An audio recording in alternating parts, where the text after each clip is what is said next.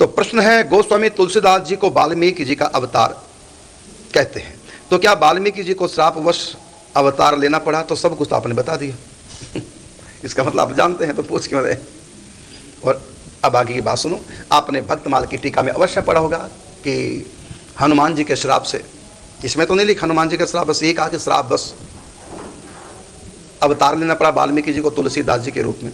तो इसका उत्तर मैं दे रहा हूं कि हनुमान जी ने श्राप दिया था महर्षि वाल्मीकि को कि आपने कलयुग के लोगों जैसी करने की है, ईर्ष्या की है मेरी लेखनी से,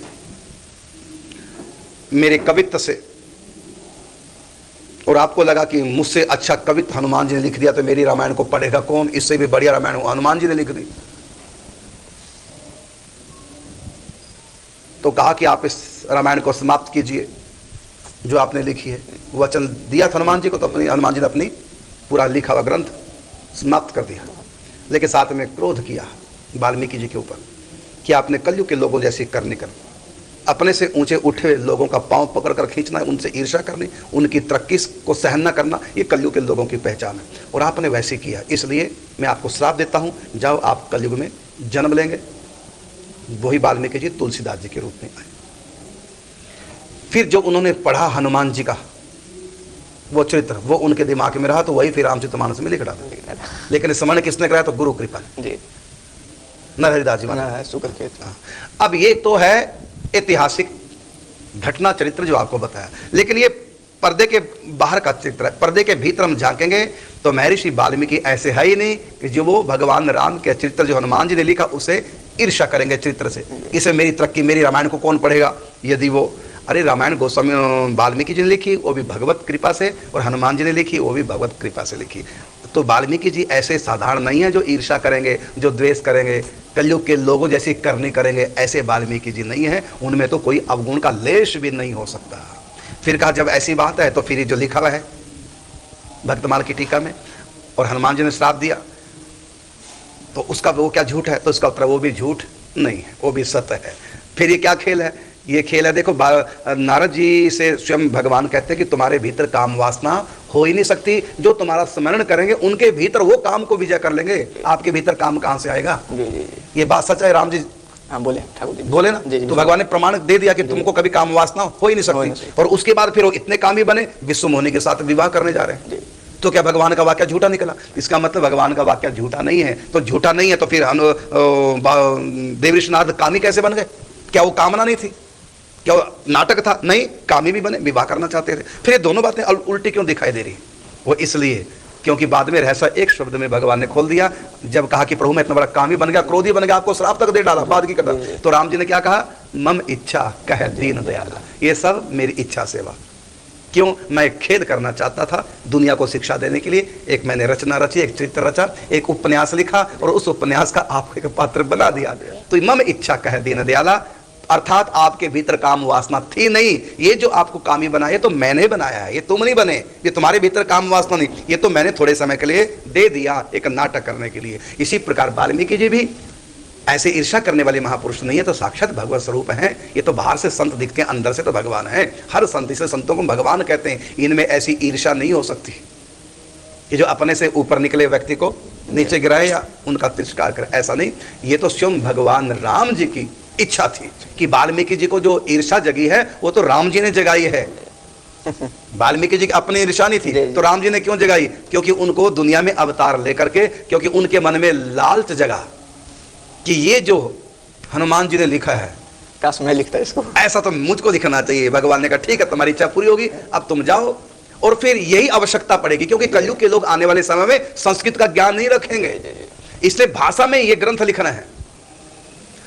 और जाओ फिर कलयुग में जन्म लेकर के तो राम कथा को लिखो सरस भाषा में। लेकिन दुनिया में कैसे आएंगे? तो एक शिक्षा भी देनी कि जो दूसरों से द्वेष करते हैं, दूसरों की तरक्की से जो ईर्ष्या करते हैं, उनको जन्म लेना पड़ता है बार बार, ये भी शिक्षा देनी है।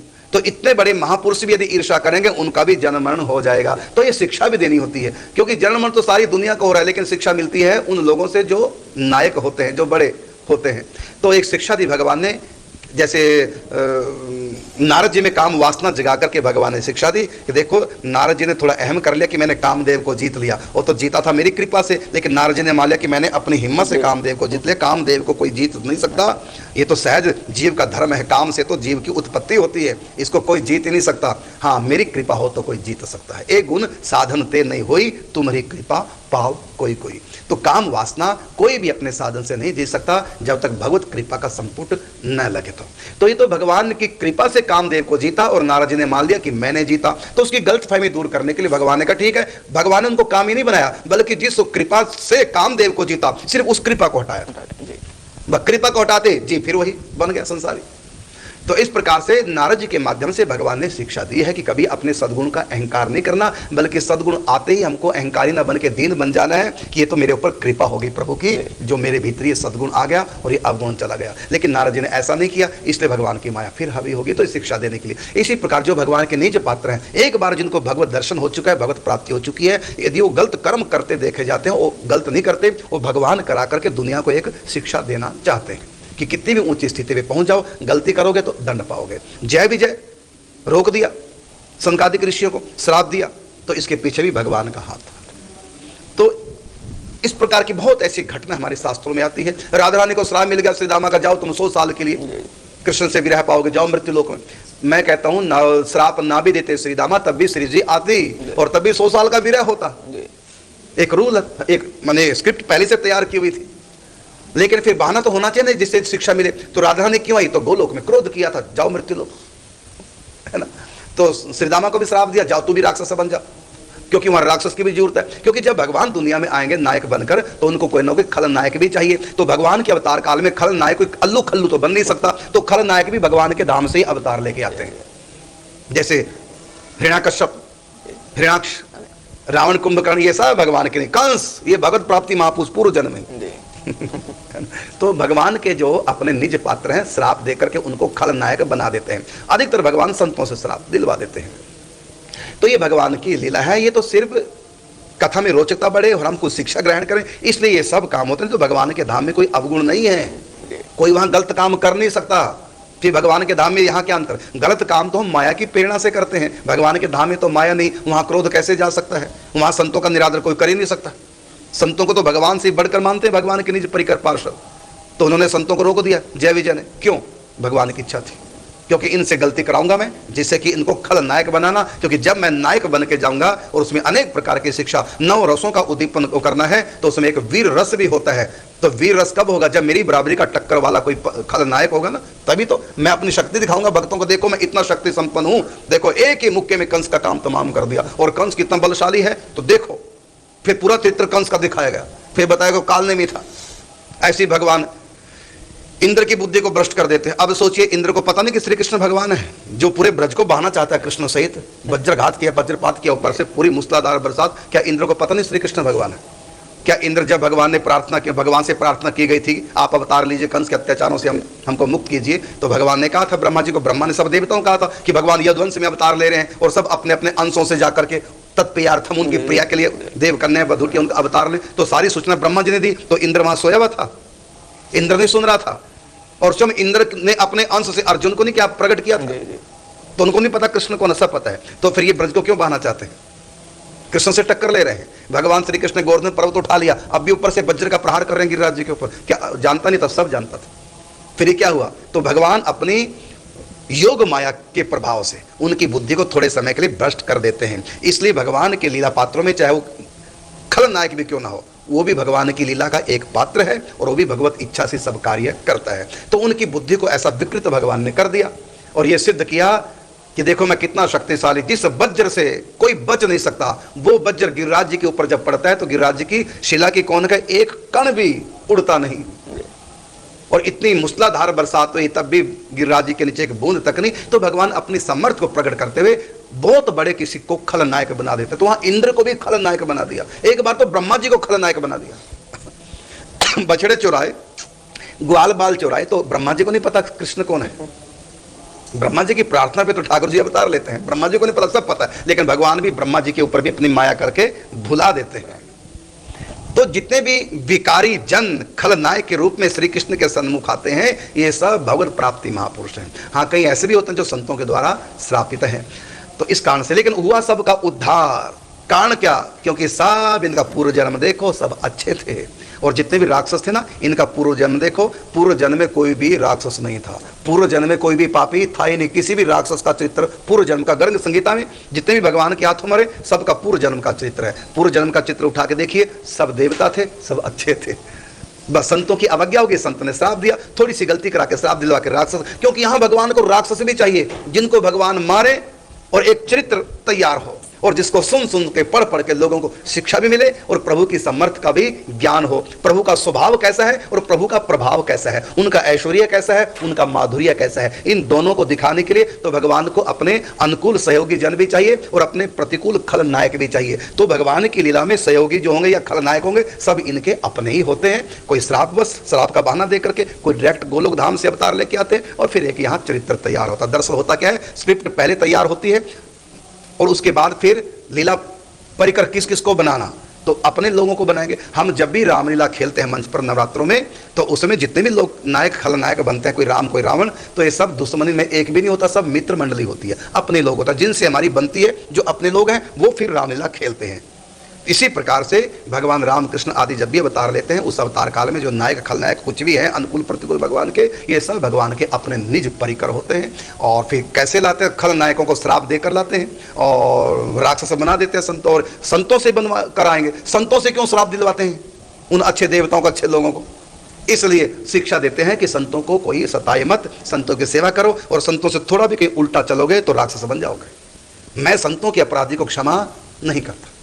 तो संतों की महिमा बढ़ाने के लिए लोग संतों से डरें कि अपराध ना करें, कि देखो संत की बद्दुआ लगी, संत का श्राप लगा, ये हो गया, और जिसने संत की सेवा की उसको वरदान दिया, जाओ द्वापर के अंत में तुमको कृष्ण मिलेंगे। तो इस तरह की बातें भी हैं। तो ये सब जब हम देखते हैं गर्ग संगीता के, उसमें देखना जितने भी राक्षस मरे, तो सबका पूर्व इतिहास देखो, पूर्व जन्मों का, सब भगवान के निज परिकर है, सब अच्छे हैं। बस एक नायक खलनायक बना करके एक लीला तैयार कर दी, जिन लीला को हम पढ़ करके सुन करके शिक्षा भी ग्रहण करें और भगवान का चिंतन भी साथ साथ होता रहता है भगवान की लीलाओं का। तो अब बात आपने जो की कि वाल्मीकि जी को श्राप के वश अवतार लेना पड़ा, तो ये श्राप वाप कुछ नहीं होता, ये तो भगवान का खेल होता है। वाल्मीकि जी के मन में था कि ऐसी रामायण मुझको भी लिखनी चाहिए, तो भगवान ने कहा ठीक है, तो बहाना बना दिया अवगुण दे करके उनका वो कर, क्योंकि भगवान इतना प्यार करते हैं। सोचिए कि थोड़ा सा मन में आया वाल्मीकि जी के कि ऐसी कथा गजब की है, मैं लिखता कितना बढ़िया होता। तो भगवान इतने दयालु कृपालु हैं, इतना प्रेम करते अपने संतों से भक्तों से, उनकी इस इच्छा को पूरी करने के लिए तुलसीदास जी बना दिया और फिर उन्होंने भाषाबद्ध करके रामायण को लिख डाला। आज देखो घर घर में रामचरितमानस, कौन ऐसा व्यक्ति जिसको 1 2 4 रामायण की चौपाइयां ना याद हो? और वाल्मीकि जी रामायण के श्लोक किसी को याद है? नहीं है। और हनुमान चौपाइयां अरे वो कुलरी तो सर चली आई प्राण जाए। और मैंने देखा गांव में भी सब बोलते हैं, किसने एक बार भी रामायण नहीं पढ़ी, लेकिन फिर भी कितनी चौपाइयां सब बोल जाते हैं। मंगल भवन अमंगल हारी द्रव, ये क्योंकि भाषा में लिखी गई है, ये बोलचाल की भाषा में, संस्कृति में नहीं। और तुलसीदास जी को स्वयं नहीं पता मैं वाल्मीकि जी का अवतार, क्योंकि भगवती योग माया भुला देती है तभी लीला चलती है। तो तुलसीदास जी तो फिर दोबारा से संस्कृत में लिख रहे थे रामायण, तो शंकर जी चुरा लेते थे। कई दिन हो गए मैं लिखता हूं और सुबह जब देखता हूं तो गायब हो जाती है, रात को लिखता हूं सुबह गायब। अंत में भगवान शंकर जी के शरणागत हुए, प्रभु आपकी नगरी में क्या हो रहा है मेरे साथ? तो भगवान शंकर प्रकट होकर कहते हैं चोर कोई और नहीं, चोर मैं हूं, मैं चुरा रहा हूं तुम्हारी लिखी रामायण। क्यों? कि आप संस्कृत में क्यों लिख रहे हैं, आप अपनी भाषा में लिखो, जिसको, क्योंकि ये ग्रंथ ये राम कथा जन जन तक पहुंचानी है, तो जन की भाषा, तो जन की भाषा संस्कृत अब नहीं रही, तो आप जन भाषा में लिखो, भाषाबद्ध करो, न कि संस्कृत में। इसलिए महाश्री भक्तमाल में स्पष्ट लिख दिया है, कली जीव निस्तार हित वाल्मीकि तुलसी, केवल जीवों के निस्तार के लिए उन्होंने बनाया। हाँ, तो अब उनके मन में क्यों आया कि ऐसी राम कथा मैं लिखूं? ये भी भगवत कृपा से, क्योंकि भगवान स्वयं चाहते हैं कि आने वाले समय में कलयुग में वाल्मीकि रामायण संस्कृत की कोई पढ़ नहीं पाएगा, कोई श्लोक याद नहीं करेंगे, लोगों तक नहीं पहुंच पाएंगे। और आप देख भी रहे होंगे चौपाइयां सब जानते, वाल्मीकि रामायण का श्लोक कोई नहीं जानता, और ये फिर यहाँ पर लिखा गया। और ऐसी वो कथा है हनुमान जी ने जो लिखी, वही कथा है। हनुमान जी कौन है? तो भगवान शिव के बता रहे, इसलिए भगवान शिव ने प्रेरणा की है कि भाषा में लिखो। और उनके गुरु जी को जब गोस्वामी तुलसीदास जी बच्चे थे, राम बोला नाम था, उस समय चित्रकूट में भगवान शंकर जी प्रकट होते हैं, जबकि शंकर जी के भक्त थे नहीं। नरहरिदास जी, तुलसीदास जी के जो गुरु जी बाद में बने, वो शंकर जी के भक्त थे। तो रामानंद संप्रदाय के अनंताचार्य जी के शिष्य थे, अनंताचार्य स्वामी रामानंद जी के शिष्य थे, राम परंपरा से राम भक्ति करते, चित्रकूट में निवास करते। भगवान शंकर जी आगे, जबकि शंकर जी की भक्ति नहीं करते थे। क्यों? क्योंकि वही गो माने वाल्मीकि जी समय राम बोला के रूप में है, यही बाद में तुलसीदास जी के नाम से प्रसिद्ध होने वाले। तो उनको वही कथा देनी है हनुमान जी ने जो लिखी है, और हनुमान जी शिव है, शिव के अवतार है। तो भगवान शिव जाकर के वही कथा सुनाते हैं नरहरिदास जी को, और कहा ये कथा उस बालक को सुनाना, फिर वो ग्रंथ लिखेंगे। और फिर प्रमाण, जब ग्रंथ लिखा है तो हनुमान जी ने ही राम जी को मिलाया, और जब ग्रंथ लिखा तो हनुमान जी आगे मुझको सुनाओ वैसी है कि नहीं जो मैंने लिखा था। तो हनुमान जी बड़े प्रसन्न हुए, जो ग्रंथ मैंने लिखा वही ग्रंथ आपने लिख दिया, वही भाव लेकर के। शब्द वो नहीं, हनुमान जी ने संस्कृत में लिखा था, और ये ग्रंथ भाषाबद्ध है, लेकिन उसका भी सरलीकरण कर दिया। हनुमान जी प्रसन्न हुए, उनको लगा कि मेरी रामायण में जो मैंने राम कथा लिखी है उसमें भी कुछ ऐसे क्लिष्ट शब्द थे, कुछ ऐसी बातें थी, अच्छा हुआ जो आपने उनको छोड़ दिया और आपने तो बिल्कुल सरल लोगों के उपयोग के लिए इतना सरल कर दिया। तो हनुमान जी बड़े प्रसन्न, हनुमान जी ने मोहर लगा दी, लेकिन मोहर भी शंकर जी की लगन थी। बाद में फिर शंकर जी की ये इस समय चरित्र जहाँ शूटिंग चल रही है बरसाना में, इस समय जो चरित्र चल रहा है गोस्वामी तुलसीदास जी का बचपना अभी शूट हो रहा है, उसमें राम बोला। और हम बीच बीच में जाते हैं बरसाना, और देखा वहाँ स्क्रिप्ट हमने तैयार की। हमको गोस्वामी तुलसीदास जी के बारे में जहाँ से जो जो जानकारी मिली, मूल तो हम अपना ग्रंथ भक्तमाला है ही है, और भी संप्रदाय की जो जानकारियाँ मिली सबको इकट्ठा किया, स्क्रिप्ट तैयार की। अब उस पर शूट चल रहा है, शूटिंग हो रही है ये इसकी। तो उसमें ऐसे ऐसे दृश्य हम दिखाएंगे जो आप लोगों ने कभी सुने नहीं, लेकिन ग्रंथों में प्रमाणित। हम जो ये सीरियल बना रहे हैं प्रमाणित सीरियल बना रहे हैं, कोई मनगढ़ंत नहीं। बम्बई के कलाकार अवश्य बना रहे हैं, लेकिन उनको हमने हायर किया है, और वो बना रहे हैं एक एक चीज़, यहाँ तक कि तिलक किसका कैसा हो वो सब कुछ, क्योंकि उन लोगों को तो पता नहीं तिलक किस संप्रदाय में कैसा तिलक, किस संप्रदाय की क्या उपासना, क्या सिद्धांत, वो लोग तो जानते नहीं, उड़पड़ांग कुछ ही बनाते रहते हैं। लेकिन ये संतों के सानिध्य में, यहाँ तक कि मैंने स्पेशल एक संत छोड़ रखा है जो उनके तिलकों को चेक करेगा, उनके वेशभूषा। वो किसी को भी लाल कपड़े पहना देते हैं, किसी को भी जटाधारी बना देते हैं, किसी को भी रुंडू मुंडू। उनको ये नहीं पता कौन सा संत जटाधारी, कौन सा संत मुंडित है। तो वहाँ पर एक एक चीज़ का ध्यान रखा जा रहा है, तिलक कहाँ पर कितने लगाने की उनको कोई नॉलेज नहीं है। एक स्पेशल मैंने संत वहाँ छोड़ रखा है, उनको यही प्रार्थना की बस इनके तिलक संप्रदाय के अनुसार हो, इनका वेशभूषा भी संप्रदाय के अनुसार हो। किस संत, कौन संत जटाधारी था, कौन संत रुंडमुंड, किस संत की चुटिया, किस संत की नहीं, किसका त्रिपुंड है, किसका ऊर्ध्वपुंड है, ये सब बम्बई के कलाकारों को कहाँ ये सब ज्ञान है। अब यहाँ ये संतों के सानिध्य में ये सीरियल तैयार हो रहा है, कुछ ही समय बाद आप अपने टीवी पर घर बैठे इस सीरियल का आनंद लेंगे। तो उसमें भी हमने ये दृश्य दिखाया है, और उसमें मंगलाचरण यद्यपि संस्कृत में किया, संस्कृत का पूरा ग्रंथ हनुमान जी ने जो लिखा था वो संस्कृत का ग्रंथ, उसका हिंदी में कुछ कुछ दो चार बातें हमको मिली हैं। उसमें एक ये मिला है मंगलाचरण, उसको किसने हिंदी में दोहा बना के ट्रांसलेट किया, हनुमान नाटिका का, हनुमान जी ने जो चरित्र लिखा। उसमें लिखा है कि मैं राम जी के हाथों की वंदना करता हूँ। किसी ग्रंथ में ऐसा नहीं है कि कोई राम जी के हाथों की वंदना करे। उन्होंने राम जी के हाथों की वंदना की, दोनों हाथ एक दूसरे से बातें कर रहे हैं। ये हनुमान जी लिख रहे हैं मंगलाचरण में कि राम जी के दोनों हाथ बातें कर रहे हैं, मैं राम जी के हाथों की वंदना करता हूं। और बात क्या करे तो सुनो, तो वो दुआ है खान, ये हाथ कहता है, ये उल्टा हाथ राम जी का, बायां हाथ राम जी के दाएं हाथ से कहता है कि खान पान सम्मान में, खान पान सम्मान में सदा रहो अगवान। खाने पीने में, सामान लेने देने में तुम सबसे आगे। कुछ भी किसी को देते हैं इनाम इस हाथ से, कुछ भी प्राप्त करते हैं इस हाथ से, हाथ मिलाते हैं इस हाथ से, ओके टाटा बाय बाय इस हाथ से, सर पे हाथ रखते हैं इस हाथ से, और प्रणाम भी करते हैं तो ये हाथ आगे होता है, चरणामृत लेते हैं हाथ आगे होता है। तो कहा ये हाथ, उल्टा हाथ सीधे हाथ से कहता है कि खान पान सम्मान में सादा रहो अगवान। और राम जी जब धनुष चलाते हैं ना तो इस प्रकार तानते हैं, तो ये हाथ पीछे हट जाता है, ये हाथ आगे। तो आगे बढ़ता हुआ हाथ सीधे उल्टे हाथ से, सीधे हाथ से कह रहा है, झगड़ा कर रहा है हाथ राम जी का, क्या कर रहा है हाथ राम जी का, क्या कि खान पान सम्मान में सदा रहो अगवान, अब क्यों पीछे जात हो देख दशानन बाण। अब रावण के बाण को देखकर तू पीछे कैसे हट गया, और राम जी कैसे हाथ पीछे हटा रहे, बाण को चढ़ाकर धनुष पर ऐसे ताना, तो ये आगे बढ़ा और ये हाथ पीछे, तो हाथ इस हाथ से झगड़ा करने लगा। रावण को देख के घबरा गया, पीछे कैसे हट गया, देखो मैं और आगे बढ़ गया हूं, मैं निडर हूं, तू डरपोक पीछे कैसे। तो ये हाथ इस हाथ से कहता है कि खान पान सम्मान में सदा रहो अगवान, अब क्यों पीछे जाते हो देख दशानन बाण। तो फिर ये हाथ सीधा हाथ उल्टे हाथ को उत्तर दे रहे हैं, क्या कि प्रभु श्रवणन लग जात हूं, कि मैं कान तक जा रहा हूं, देखो मैं जा कहां रहा हूं। दरअसल मैं यहां था और जो ही धनुष बाण चला तो तुरंत मैंने क्या किया, भगवान के कान पे गया, कुछ बात पूछने के लिए बताया मैंने, कुछ बात करने के लिए कान में गुप्त बात धीरे से करनी। तो मैं तो कान में कुछ पूछने गया हूं क्या कि प्रभु श्रवणन लग जात हूं पूछन को यह बात कि एक एक सर काटूं के सभी एक साथ। कि मैं डरपोक बनकर नहीं पीछे हट रहा हूं, मैं तो प्रभु के कान में कुछ पूछने के लिए गया कि प्रभु मैं एक एक सिर काटूं रावण का कि 10 को एक साथ उड़ा दूं। मैं तो बात पूछने के लिए जा रहा हूं और काम तो मैं ही तमाम करूंगा। तो ये हनुमान जी का मंगलाचरण है, हाथों को इस प्रकार परस्पर वार्ता करते हुए प्रभु के हाथों की मैं वंदना करता हूं। इसी से पता चला कितनी रसीली व्याख्या की होगी उन्होंने। बस वो रामचरितमानस से पढ़ी है। बस बिल्कुल। चलो, आपका प्रश्न था गोस्वामी तुलसीदास जी को वाल्मीकि जी का अवतार है, तो क्या वाल्मीकि जी को श्रापवश अवतार लेना पड़ा? श्रापवश नहीं, केवल भगवत इच्छा से। श्राप का तो एक बहाना होता है, जैसे भगवती तुलसी के रूप में भगवती को वृंदा को आना था, बस भगवान का श्राप का तो एक बहाना हो गया, बस उनको आना था। ऐसे नारद जी ने श्राप दिया, जाओ आप भी राजकुमार बन करके प्रकट होंगे, क्योंकि जिस राजकुमार का रूप धारण करके आपने मेरी होने वाली, जिससे मैं विवाह करना चाहता था, विश्व मोहिनी का वर्ण करके ले गए सभा से, दोलन ले गए लक्ष्य निवासा, नृप समाज सब भय उदासा, कि आपको राजकुमार का रूप धारण करना पड़ेगा। नारी विरह दुख लेहु अपारा, तुमने मेरी होने वाले जिससे विवाह करना चाहता हरण कर ले, जाओ आपकी भी पत्नी का हरण हो जाएगा।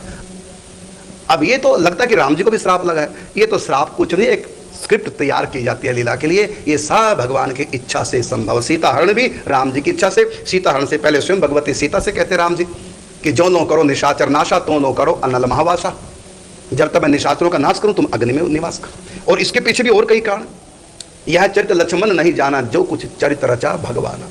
तो ये सब चरित्र भगवान के द्वारा, स्क्रिप्ट भी भगवान तैयार करते हैं, किसको क्या रोल दिया जाए वो भी भगवान, और उसको घर से कैसे बुलाया जाए। जैसे उदाहरण के रूप में किसी को रोल दिया, रामायण में नवरात्रों में रामायण खेलनी है, रोल दिया, लेकिन रोल वाले ने कहा भाई मैं रावण का रोल कर तो सकता हूँ, लेकिन मैं हलवाई हूँ और आजकल सीजन है, मिठाइयाँ जारी, मेरी व्रत वाला सामान बिकता है, अब मैं हलवाई हूँ, कैसे रावण बनूँ। अब उनको रावण बनाना है हलवाई को रामलीला में। अब उसके पास समय नहीं, तो क्या हुआ, तो ऐसा कुछ कर दिया व्यवस्था, पत्नी से झगड़ा करा दिया, रूठ गया, जाओ मैं दुकान पे नहीं जा रहा हूं। अभी नाटक खिलवा दिया उससे, वो कहता है अब मैं रोल कर लूंगा, क्यों, अब मैं घर ही नहीं जा रहा हूं, अब मैं दुकान पे नहीं जा रहा हूं। तो ऐसे जैसे कुछ नाटक करके वहां से हटा दिया। तो या ऐसा किया कि हलवाई के लिए मैं कोई और नौकर रख लेता हूं, तब तक तो यार ये करो। तो इस प्रकार कोई ना कोई बहाना तो चाहिए ना आने के लिए, कोई ना कोई व्यवस्था तो चाहिए। तो भगवान ये व्यवस्था करते हैं, किसी को श्राप दे करके, किसी के मन में इच्छा जगा करके, किसी के मन में कई बार ईर्ष्या द्वेष या गलती करा करके श्राप का बहाना देके करते हैं। तो कोई सच बात है, कोई श्राप नहीं, सब कुछ भगवान की इच्छा से हो रहा है। अगला प्रश्न है कि ज्ञान तो